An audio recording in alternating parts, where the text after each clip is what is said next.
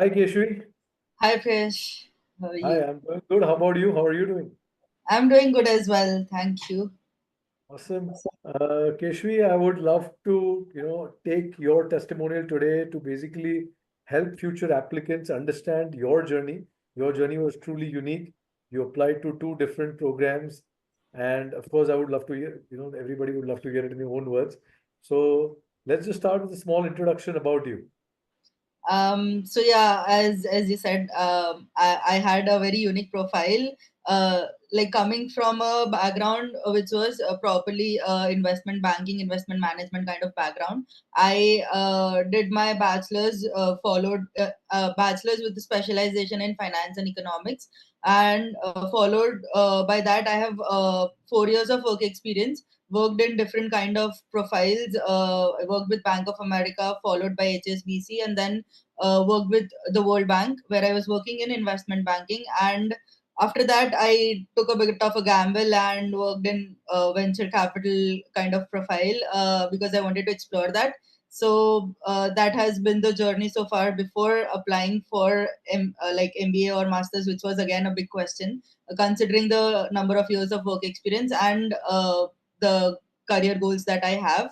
So yeah, that is where a strategy to apply to both kind of programs, MSF and MBA, came into play, wherein I wanted to take chances and see what is actually coming through, applying to both The of them. the Both of real them. reason why actually though, Keshri, one of the chances that you were taking was also you were a little worried about taking the GMAT at that point in time, though you did Correct. eventually take it. But when we started working, right, the GMAT was a thorn on your side, and you wanted to ensure that you are are hedging your bets actively to ensure that you also have the domain expertise because you wanted to stay in the finance industry long term as well, right? While you wanted a different profile and a different role, you anticipated staying in the finance industry, and not having the GMAT was going to be a little bit of a concern, though you had stellar credentials. One of the few people in the MBA application landscape who came from a World Bank kind of profile, or somebody who was, worked at such good investment banks. The only concern was the GMAT was something that you were worrying, and also the fact that the number of years of experience was three at the time we started working, three and a half, four by the time you would land up in the United States again. So those were the two factors I think that made us decide on two different applications for two different programs, right? Like different applications for different programs. Correct, correct. When I was evaluating my profile, considering my GRE score, I was not even sure where to apply because anyone who is like working in an investment bank knows like 14 hours workday is very normal. And after that, studying for a GMAT or GRE and ending up sparing that much time, a lot of people are doing it, but I personally faced it as a concern. So I tried couple of times, but then eventually I thought I would go ahead with my score, whatever it is. Just wanted to take a shot and see where actually whether it's working or not. So yes, GMAT GRE was a concern, and I like whenever I evaluated my profile with other professionals in the field, everyone had that same kind of feedback. Whether I have uh, work experiences and everything in hand, whether it was projects that I had to do with other firms. I had all those things, but it was just that GRE GMAT thing which was Correct. creating a bit of All right. issue. So when you were looking for consultants, how did you land up finding us? Why did you decide to enroll with LilacBuds? So honestly, I had applied the year before, and I was not even sure uh, what was the issue. I was not getting into universities, and that is why this year I thought I would rather go with a consultant to just see where the issues are coming up, like why I was getting rejected in the previous year. And to be honest, it was just a normal Google search, but then I spoke with Washi, and the way she explained everything, and like the way she was addressing all of my issues, she took that time, got over a call couple of times and explained everything to me, and then also helped me set up a meeting even before deciding whether I want to go ahead with you guys or not. So just that process of helping someone understand where things are going wrong, even before finalizing on whether I will go ahead or not. That was something which was a bit different as to what I saw with other consultants, because there it was very pretty straightforward. Like if I pay and then like get to speak with the person, which didn't make sense to me at that time because I wanted to know who I'm working with. Okay, cool. Thank you so much for the sweet words, and I'll definitely convey that to Vashi as well, that she was instrumental in having you join us. Definitely. All right, moving on. I think so. Yes, we started our application journey. Tell me a little bit about what aspects of the journey were you not expecting that you found, different than what you had done last year, or what aspects really felt, you felt a difference between you applying yourself versus working with a consultant, and how did it shape your application readiness overall? Sure. The first thing definitely was the story pulling session, because I before doing that I never sat down and actually figured out what all I have done. I just had it in mind but never on paper. So that was very different, because that made me actually reevaluate what all I had done and how to put things into a in a better sense, I would say. So that was something which was very different. I never did that. Another thing was actually going through and writing all those essays and my letters of recommendations and those things, because I focused a lot on my skills, but the focus when I started working with you guys, it shifted to focusing more on the transferable skills which would help me in my MBA or masters later. So that shift from just writing about what I've done to how it would help me in the future, that was a very notable difference that I saw working with you guys. And like those were the major things, because I had a lot of things to write about, but the way I could write as per like different schools, what they require, and how to customize it for all those schools. Because as I said, I always wanted to apply to a lot of schools, because I never wanted to risk that chance of not getting in again. So again, like we worked on a lot of schools here as well. So just customizing everything as per what are the requirements, and at the same time focusing on things which will showcase my profile in a better way, which will fit the school, is something very different that I worked on this year. Correct. Yes, thank you for that detail, because a lot of applicants who are starting out, right, and even if it's their first year, they often think that we've got this and we know exactly what it takes and how difficult could it be.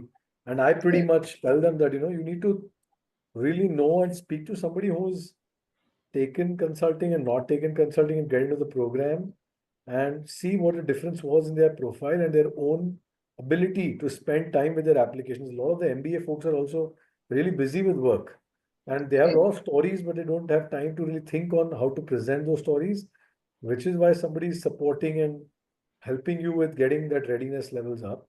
But yeah, totally on point. Again, I agree with you that it's the ability for you to kind of connect the stories together, and the decision that you took with doing so many different applications, and there were more applications you did even without LilacBuds on top of that. So Correct. there were way too many applications you did in order to hedge all bets that you were not going this year. But let's talk about the admit journey now, because you did start with a series of rejects. So maybe talk about the applications you did with us, the admits, rejects, that, and the order in which they came in, and how was the feeling for you at the end of the whole journey? For sure. So, like as we were deciding the list of schools that I'll be applying to this year. We made sure that we had all kinds of schools in that list. There were some dream schools, followed by some schools which are achievable, and rest were the safety schools as well. That was both for masters as well as MBA. So, like initially, it felt like I was getting a lot of rejections. It was like UNC was my dream school. So I got a rejection from there, and then there was CMU again. So a lot of rejections were coming in, and so initially I was again getting back into that zone that I was in last year, because I got a lot of rejects at that time as well. So I thought again things are not working out maybe, but then eventually. I got a few admits. It started with Fordham Gabelli. I got into their MBA program with that 70% scholarship. That was first point when things started to change, because at least it was needed to build some confidence at that point. Correct, So because the that first was, when the first few rejects came in, you tend to start thinking negative. Oh, this has all gone the wrong yes, way. I think I picked the wrong consultant. Maybe that came in as well, right? So all those correct. feelings start disappearing only when the first admit comes in. Totally understandable. And I was more than relieved, right? Like I knew that there was a little anticipation because see, when you had put in so much hard work, Keshvi, into so many applications, and getting the first three or two or four rejects, right? Like whatever comes out, makes it very difficult for somebody to accept. And the ones who roll out the rejects early are generally the schools which are a little bit out of the league in general because they're looking for somebody with a better fit, more experience, or somebody submitting a GMAT score and not a waiver. And it's a lot of combination of things that they are seeking at that point in time. So when the rejects start flowing in, it does get a little worrisome. But when Fordham came in, I remember that you were super excited. You told Yeah. us like, hey, I finally got into something at least. And an MBA at Fordham was better than the alternative that you had last year. So you're already relieved compared to the program because it's still a top 100 MBA program. So Fordham came in first, some sense of relief. Then what? So after Fordham again, it was couple of rejects, but I was still okay because Fordham was there. But then I got into Georgetown McDonough. That was another like bit of a top bunch universities. That was a good one, to be honest. But I was still waiting for those Cornell and everyone to turn out, because that is where everything was kind of uh, riding for me. But then I did speak with you guys, and a couple, like as you suggested, I spoke with a few students there as well. So I did understand how much that location factor matters after Correct. that, because I had UIUC, I had Georgetown, which was again a very good school, and still waiting on Cornell, to be honest. But after that, I understood why staying in New York specifically, because where I want to work later is making sense. So again, that is where I didn't go ahead with Georgetown, because eventually Fordham came in with a really good scholarship. So that was making more sense. But yeah, these are like couple of admits which did No, I change think my I think the first admit that you got is the one that you're going to is a good sign. yeah, Uh, but at the same time, getting the location right from the finance industry perspective was one of the reasons why the ranking is not everything in correct, admit decision eventually. I have got several applicants who will not go to their highest ranked program because either financially it's not a fit, either locationally it's not a fit. And even though some of these discussions were done during the evaluation stage to hedge the bets, sometimes it's like, okay, you know what, Georgetown, yeah, I mean, it's closer to DC and there's still a healthy financial landscape there. It's not like Georgetown is not going to give you any opportunities in finance, right? There's so many correct, applicants from UIUC's Gee School of Business who've gone into Chicago to work in the finance sector. But when you're in New York, you're in New York. That's all it is to that, right? So you know exactly, that your like chances and probability of getting there is much better. And you spoke to a few people who are already studying in the program, correct? So that gave correct, you even more confidence of what the school can deliver for you, both from an exactly. ROI perspective immediately and from a long-term, job opportunities landscape in the, post graduation as well. So this is one thing which I figured out like this year as well. Like even after getting admits or before that, speaking with students who are actually there makes a lot of difference. Even like speaking with the admissions team, because they give you the ground reality rather than what you're just seeing on the websites and everything, or even talking to people here, because those are the students who are going through it. So that is one thing which helped me a lot making my decision, because um, I needed to connect with those people to understand like what exactly it is, because I was still at that point confused between an MBA and masters. So that is where like connecting with those people who are again in both masters and MBA, I got to figure out those differences, because speaking with the school, I got to know about the opportunities that a MBA student would get after graduation, which I never knew before. So like that was your suggestion, I believe, like to speak with a lot of people, and doing that did help me, like eventually in making my decision. Yep. Okay, cool. Thank you for, that as well. I again would tell students who are looking at this, networking is really critical, both pre-MBA and during the MBA. And Correct. I think starting off on the right foot there is also very important. Last and final question from me, Keshvi, is now that you've got these three admits, you're ready to set off in August and September. If you are going to leave a few tips for students who are going to look at 2026, I want you to talk about, you have been somebody who was an ambassador for US education during your undergrad days as well. And now with the whole Trump administration shaking things up, there's a little bit of fear, but you are still somebody who's pursuing your dreams. What would your advice be to applicants looking at the US for the 2026 intake? So there are a couple of things which I would like to say is one, always being at a place where you get skills plus professional kind of experience alongside makes a lot of difference. So when I see universities in US, I see a lot of professionals coming and teaching students, as well as there are a huge scope for networking. A lot of opportunities are still available. So that is one reason why I eventually decided to stick to that country. As you mentioned, there are a lot of things politically which might not work right now, but still the opportunities have not reduced. It is just like you have to find that right fit for yourself. So like one thing to do is always start early. I remember giving 2 years into it. So like at least start before a year, so that you know where you want to go, you have all your material sorted out, and always work with a consultant, because you need that another person to give you that perspective and feedback on your applications, like someone who is professional enough to help you with that.